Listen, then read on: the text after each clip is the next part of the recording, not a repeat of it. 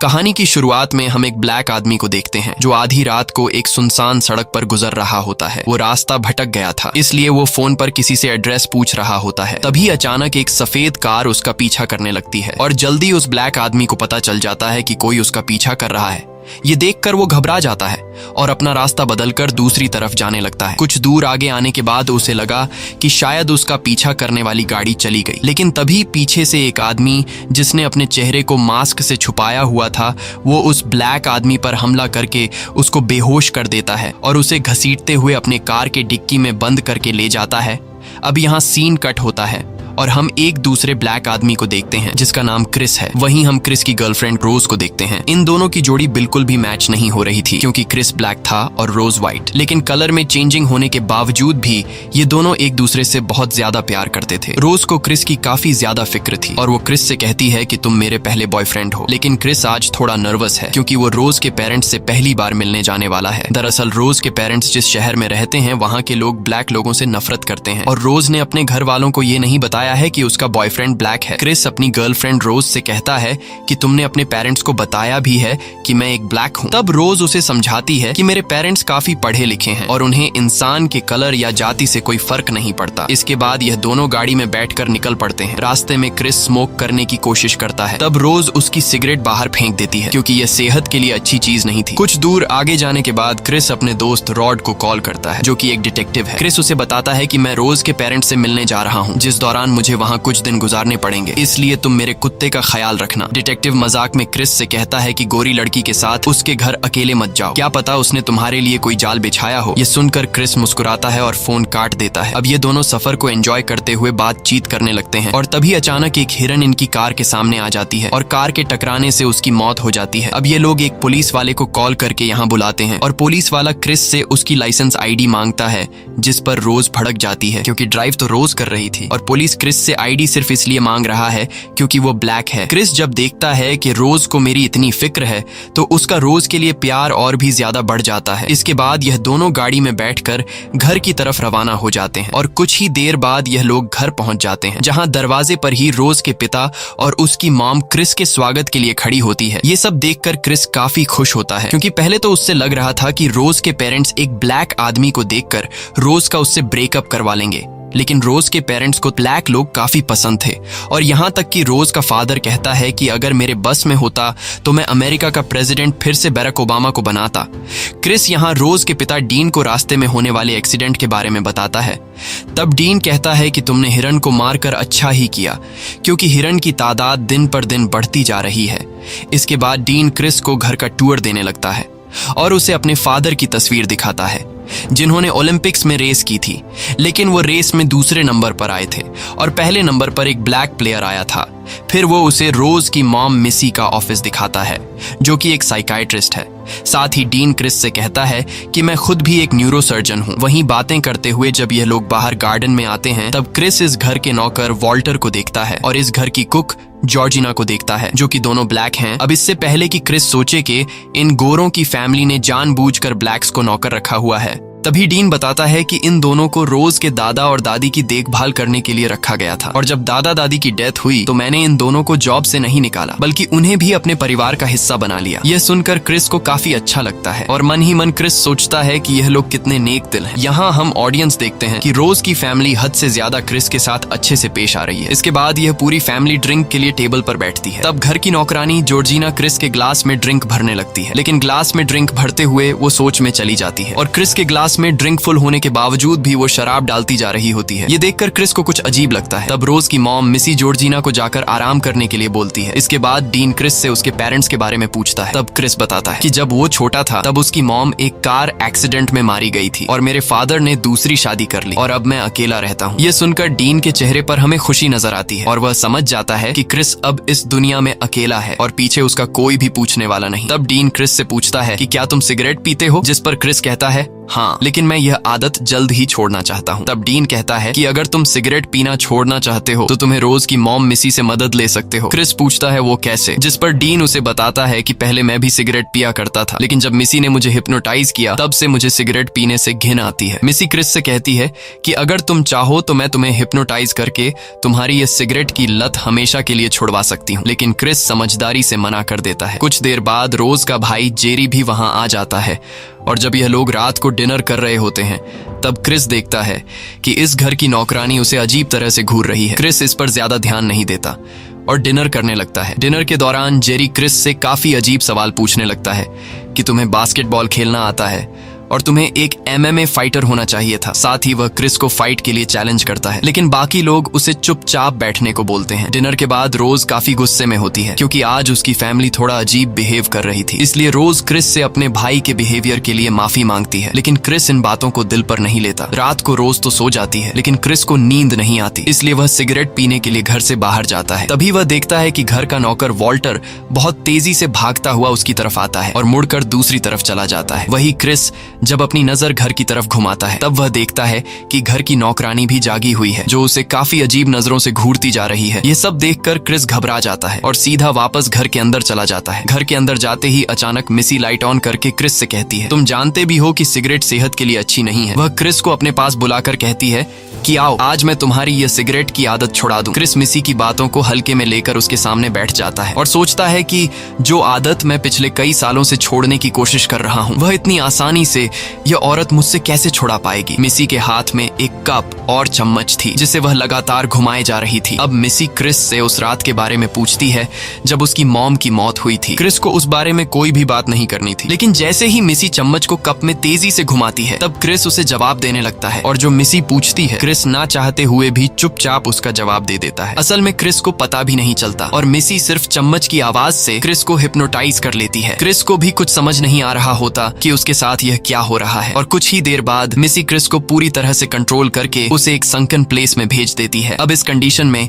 Chris अपनी body से पूरा कंट्रोल खो देता है और पैरालाइज हो जाता है। वह मिसी की बातें सुन और देख तो पा रहा था, लेकिन बोल या हिल नहीं सकता था और धीरे धीरे वो एक अंधेरी दुनिया में जाने लगता है। अगली सुबह एक झटके से क्रिस की आंखें खुलती हैं। तब वो अपने आसपास नजर घुमाता है और वो देखता है कि यह तो उसका अपना ही रूम है, जिसे देखकर वो समझ जाता है कि यह एक बुरा सपना था। इसके बाद क्रिस अपने मोबाइल को चार्जिंग पर लगाकर जंगल में फोटो शूट के लिए चला जाता है और जब वो वापस आता है तो वह देखता है कि घर की नौकरानी जॉर्जिना आईने में खुद को संवार रही है। ये देखकर क्रिस जल्दी से अपना कैमरा निकालकर उसकी फोटो लेने लगता है, लेकिन पलक झपकते ही जॉर्जिना कहीं गायब हो जाती है। वहीं पास में घर का माली वॉल्टर लकड़ियां काट रहा होता है। तब क्रिस सीधा उसके पास जाता है और उससे बातें करने लगता है, लेकिन वॉल्टर काफी अजीब तरह से बातें करता है। मतलब वह जवान होकर भी किसी बूढ़े आदमी की तरह बातें कर रहा था। वह क्रिस से कहता है कि मैं कल तुम्हें डराना नहीं चाहता था, लेकिन वो टाइम मेरा एक्सरसाइज करने का था। इसके बाद वह क्रिस से पूछता है कि तुम्हारा मिसी के साथ हिप्नोटाइज का सेशन कैसा रहा। ये सुनकर क्रिस को झटका लगता है और क्रिस समझ जाता है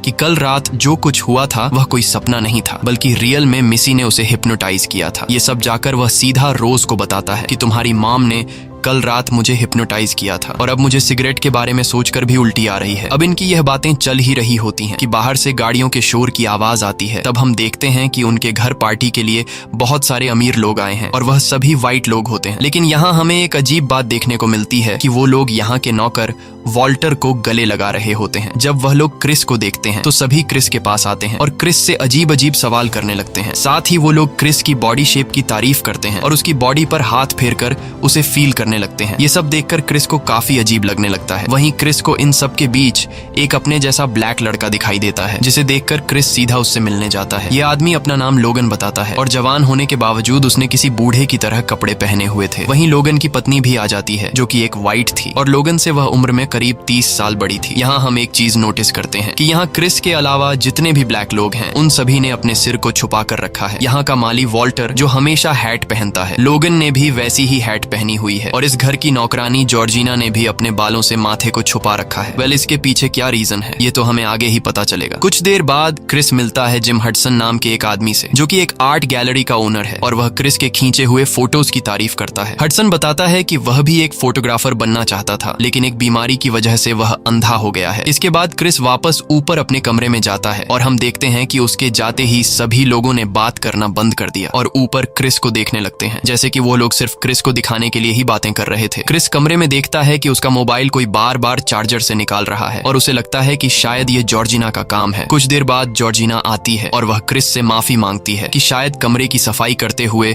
मुझसे गलती से तुम्हारे मोबाइल का चार्जिंग केबल निकल गया। क्रिस कहता है कोई बात नहीं और मैंने तुम्हारी शिकायत नहीं की। अब क्रिस को लगता है कि जॉर्जिना भी एक ब्लैक है, इसलिए वह उसे अपने मन की बात बताते हुए कहता है कि मुझे इन व्हाइट लोगों के बीच रहने में डर लग रहा है। ये सुनते ही जॉर्जिना को कुछ अजीब सा होने लगता है और ऐसा लगता है जैसे वह क्रिस को कुछ बताना चाहती है, लेकिन वह बता नहीं पा रही होती है। वह कहती है कि तुम डरो मत, यह परिवार बहुत ही अच्छा है और हमारा बहुत ही अच्छा ख्याल रखते हैं। ये सब कहते हुए वह हंसने लगती है, लेकिन हम देखते हैं कि हंसते दौरान उसकी आंखों से आंसू निकल रहे हैं। यह सब देखकर क्रिस को लगता है कि शायद जॉर्जिना की दिमागी हालत ठीक नहीं है। थोड़ी देर बाद क्रिस अपने दोस्त डिटेक्टिव को कॉल करके उसे सब कुछ बता देता है कि कैसे रात को उसे हिप्नोटाइज किया गया था और कैसे यहाँ के सभी ब्लैक लोग बूढ़े लोगों की तरह बिहेव कर रहे हैं। ये सुनते ही डिटेक्टिव क्रिस को वहां से निकल जाने को बोलता है। वो कहता है कि ये गोरे लोग तुम्हें हिप्नोटाइज करके अपना गुलाम बना लेंगे, इसलिए जल्दी वहां से निकल जाओ। लेकिन क्रिस उस बात को ज्यादा सीरियसली नहीं लेता और बाहर जाकर गोरे लोगों के साथ पार्टी में शामिल हो जाता है। यहाँ क्रिस चुपचाप अपने मोबाइल से लोगन की फोटो लेने लगता है, लेकिन फोटो लेने के समय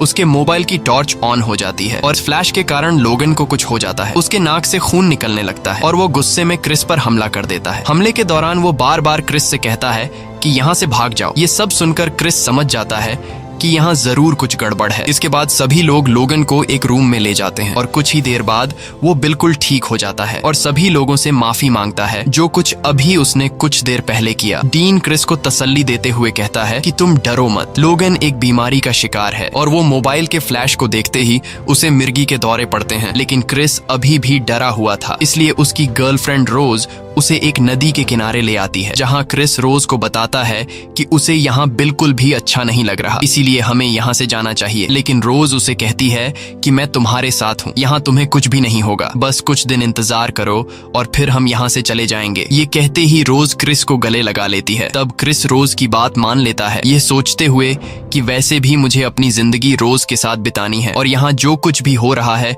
मुझे इस पर ध्यान नहीं देना चाहिए, क्योंकि वैसे भी यह कुछ ही दिनों की बात है। यहाँ क्रिस रोज को बताता है कि जिस दिन मेरी मॉम का एक्सीडेंट हुआ था वह काफी देर तक घायल हालत में रोड पर पड़ी थी, लेकिन मैंने पुलिस को कॉल नहीं किया। अगर उस वक्त मैं पुलिस को कॉल कर देता तो आज मेरी मॉम जिंदा होती। रोज उसे कहती है कि इसमें तुम्हारी कोई गलती नहीं है, क्योंकि तुम उस समय छोटे थे। वहीं दूसरी तरफ हम देखते हैं कि गोरे लोग एक साइलेंट ऑक्शन कर रहे होते हैं, जिसमें किसी और को नहीं बल्कि क्रिस को बेचा जा रहा था और ये ऑक्शन जिम हडसन जीत लेता है। क्रिस जब घर वापस आता है तो सभी मेहमान जा चुके होते हैं, क्योंकि ऑक्शन में क्रिस सोल्ड हो चुका था। यहाँ क्रिस अपने कमरे में जाकर अपने डिटेक्टिव दोस्त को लोगन की फोटो सेंड करता है। डिटेक्टिव जब उस फोटो को देखता है तो वह हैरान रह जाता है, क्योंकि डिटेक्टिव ने लोगन को पहचान लिया था। इसलिए वह तुरंत क्रिस को कॉल करके बताता है कि यह आदमी लोगन नहीं बल्कि आंड्रे है, जिससे हम दोनों एक पार्टी में मिले थे और आंड्रे पिछले 6 महीनों से कहीं गायब है। दोस्तों, लोगन वही आदमी है जो मूवी की शुरुआत में किडनैप हो गया था। ये सब सुनते ही क्रिस समझ जाता है कि यहाँ उसके लिए जाल बिछाया गया है, इसलिए वह जल्द ही यहाँ से निकलने की तैयारी करता है। लेकिन तभी वहाँ रोज आ जाती है। तब क्रिस रोज से कहता है कि हमें तुरंत यहाँ से निकलना होगा। रोज उसे कहती है कि बताओ तो सही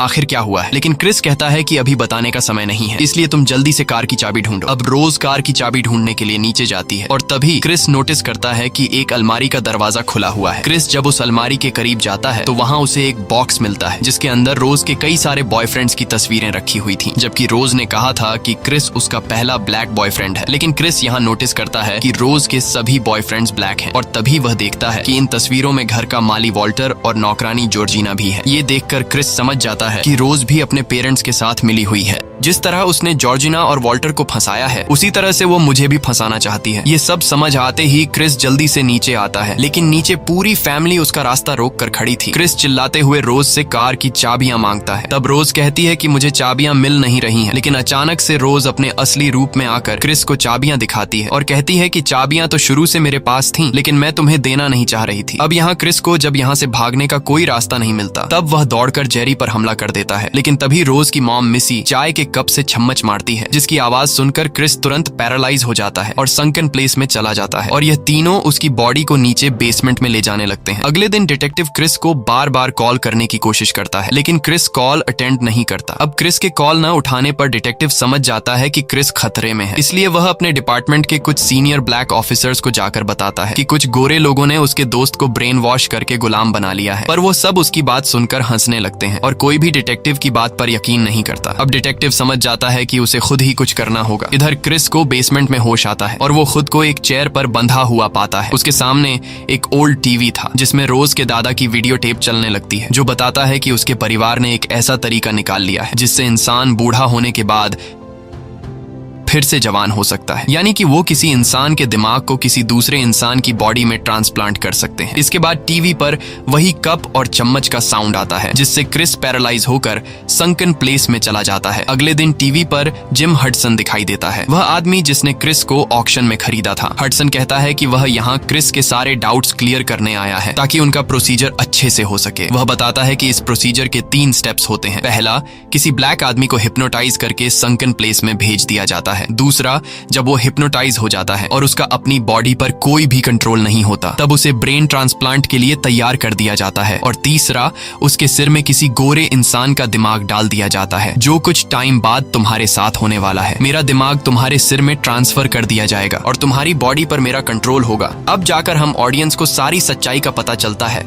यानी कि रोज के पेरेंट्स किसी अमीर बूढ़े इंसान का दिमाग किसी ब्लैक इंसान के सिर में ट्रांसप्लांट कर देते हैं, जिससे उस अमीर बूढ़े इंसान को एक नई जिंदगी मिल जाती है और वो ब्लैक इंसान हमेशा के लिए हिप्नोटाइज होकर संकन प्लेस में चला जाता है, जिससे उस गोरे इंसान के पास ब्लैक बॉडी का पूरा कंट्रोल आ जाता है। यहाँ हमें यह भी पता चलता है कि लोगन, वॉल्टर, जॉर्जिना और बाकी सबके साथ यही किया गया है और उनके अंदर किसी वाइट बूढ़े का ब्रेन डाल दिया गया है, इसीलिए ये लोग अजीब तरह से बिहेवियर कर रहे थे। और अब हडसन को भी क्रिस की बॉडी मिलने वाली है। ये सब जानकर क्रिस पूछता है कि ये लोग सिर्फ ब्लैक लोगों को ही क्यों चुनते हैं। तब उसे बताया जाता है कि रोज के दादा जिन्होंने ओलंपिक्स में दौड़ लगाई थी, उन्हें किसी ब्लैक इंसान ने हरा दिया था, जिससे रोज के दादा को यह आइडिया आया कि ब्लैक लोगों की बॉडी गोरे लोगों से कहीं बेहतर होती है। इसके बाद टीवी बंद हो जाता है और तभी क्रिस की नजर सोफा पर पड़ती है, जिससे कुछ रुई बाहर निकल रही होती है और तभी फिर से टीवी पर कप और चम्मच का साउंड निकलता है, जिससे क्रिस बेहोश हो जाता है। वहीं दूसरी तरफ रोज के फादर ब्रेन ट्रांसप्लांट के काम पर लग जाते हैं और वो बहुत ही बारीकी से जिम हडसन के सिर से ब्रेन निकाल लेते हैं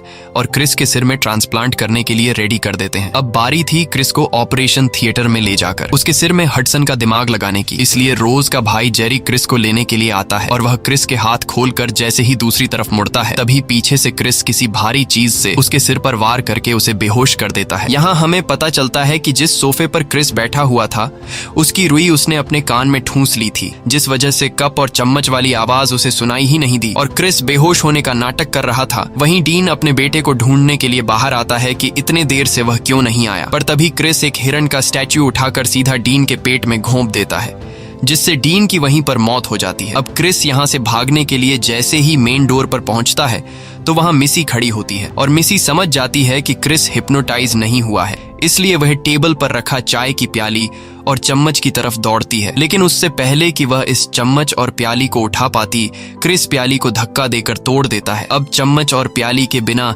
मिसी कुछ भी नहीं कर सकती थी, इसलिए मिसी एक स्क्रू ड्राइवर से क्रिस पर हमला करती है, लेकिन क्रिस उसका वार रोक लेता है। क्रिस मिसी पर काफी गुस्सा था और वह उसी स्क्रू ड्राइवर को मिसी के सर में घुसाकर उसे मार डालता है। अब क्रिस बाहर जाने ही वाला था कि रोज का भाई जेरेमी होश में आ जाता है और वह क्रिस पर अटैक कर लेता है, लेकिन क्रिस स्क्रू ड्राइवर से उसके पैर पर वार करता है, जिससे वह बुरी तरह से घायल होकर नीचे गिर जाता है और क्रिस उसके सर पर कई बार वार करके उसे बेरहमी से मार डालता है। वहीं रोज ऊपर अपने रूम में हेडफोन लगाकर गाने सुन रही थी और इंटरनेट पर अपने अगले शिकार की तलाश कर रही थी। उसे कुछ खबर नहीं होती कि बाहर क्या चल रहा है और बाहर क्रिस चुपचाप गाड़ी में बैठकर यहाँ से निकलने लगता है, पर थोड़ा आगे जाते ही क्रिस की कार घर की नौकरानी जॉर्जिना से टकरा जाती है, जिसकी आवाज रूम में बैठी रोज सुन लेती है। अब क्रिस अगर चाहता तो वह यहाँ से निकल सकता था, लेकिन क्रिस ऐसा नहीं करता। वह जॉर्जिना को इस तरह घायल हालत में छोड़ना नहीं चाहता था, क्योंकि बचपन में जब उसकी मॉम का एक्सीडेंट हुआ था तो उसकी मॉम भी जॉर्जिना की तरह सड़क पर पड़ी हुई थी। लेकिन क्रिस ने कुछ नहीं किया, जिस वजह से क्रिस की मॉम की डेथ हुई। इसलिए क्रिस जॉर्जिना को उठाकर गाड़ी में बिठा लेता है। वहीं रोज भी बंदूक लेकर बाहर आती है और दादी माँ चिल्लाने लगती है। तभी हम जॉर्जिना के माथे पर कुछ कट्स देखते हैं और रोज के दादी माँ चिल्लाने से हमें पता चलता है कि जॉर्जिना के सर में रोज की दादी माँ का ब्रेन ट्रांसप्लांट किया गया है। और यही वजह थी कि जॉर्जिना, लोगन और वॉल्टर हमेशा टोपी पहना करते थे, ताकि उनके सर में लगे कट्स किसी को नजर ना आ सके। वहीं हम देखते हैं कि जॉर्जिना यानी कि दादी माँ के हाव भाव बदलने लगे हैं। वह काफी गुस्से से क्रिस को देखती है और चिल्लाकर कहती है कि तुमने मेरी सारी फैमिली को मार डाला। ये कहते ही वह क्रिस पर हमला कर देती है। अब खुद को बचाते हुए क्रिस का ध्यान गाड़ी पर नहीं रहता, जिससे गाड़ी का जोर से एक्सीडेंट होता है। लकीली इस एक्सीडेंट में क्रिस को कुछ नहीं होता, लेकिन दादी यानी जॉर्जिना दोनों ही मारी जाती हैं। एक्सीडेंट की वजह से गाड़ी भी खराब हो जाती है, इसलिए क्रिस जल्दी से गाड़ी से निकलकर पैदल ही भागने लगता है। लेकिन पीछे से रोज क्रिस पर गोलियां चलाने लगती है, पर क्रिस गोलियों से खुद को बचाकर आगे निकल जाता है। यहाँ रोज घर के माली वॉल्टर से कहती है कि जाओ दादाजी और उसे पकड़ो। अब वॉल्टर के सर में रोज के दादा का ब्रेन था और वह ओलंपिक्स में एक रेसर रह चुका था, इसलिए वह काफी तेजी से दौड़ते हुए क्रिस को पकड़ लेता है और उसे नीचे गिराकर मार ही डालने वाला होता है कि तभी यहाँ क्रिस समझदारी से काम लेते हुए अपना मोबाइल निकालकर उसकी टॉर्च ऑन कर लेता है। टॉर्च की लाइट को देखते ही वॉल्टर होश में आ जाता है और वह रोज से कहता है कि लाओ गन मुझे दो ताकि मैं क्रिस को मार दूं। रोज जैसे ही वॉल्टर को गन देती है तो वॉल्टर उल्टा रोज को पेट में गोली मार देता है, क्योंकि वॉल्टर अब सारी सच्चाई जान चुका था कि किस तरह रोज ने उसे फंसाकर उसके सर में दादाजी का ब्रेन डाल दिया है। साथ ही वॉल्टर को यह भी पता था कि फ्लैश लाइट का असर कुछ देर ही रहेगा। अब इससे पहले कि वह फिर से दादाजी में कन्वर्ट हो जाता, वह खुद को ही शूट करके मर जाता है। वहीं रोज अभी भी जिंदा थी और वह गन उठाने की कोशिश कर रही थी, लेकिन क्रिस उससे गन दूर कर लेता है। अब यहाँ रोज फिर से क्रिस को अपनी बातों में फंसाने की कोशिश करती है और कहती है कि मैं तुमसे बहुत ज्यादा प्यार करती हूँ। लेकिन इस बार क्रिस उसकी बातों में नहीं आता और वह रोज का गला दबाकर उसे मारने ही वाला होता है कि तभी पीछे से पुलिस की कार आ जाती है, जिसे देखकर रोज खुश हो जाती है, क्योंकि उसे लग रहा था कि पुलिस उसे बचा लेगी। लेकिन यहाँ हम देखते हैं कि उस कार में कोई और नहीं बल्कि क्रिस का जिगरी दोस्त डिटेक्टिव होता है और वह क्रिस को अपने साथ यहाँ से ले जाता है। वहीं रोज सड़क पर पड़ी पड़ी ही दम तोड़ देती है। इसी के साथ ये कहानी खत्म हो जाती है। अगर आपको ये वीडियो अच्छी लगी हो तो हमारे चैनल को सब्सक्राइब और वीडियो को लाइक जरूर कीजिएगा।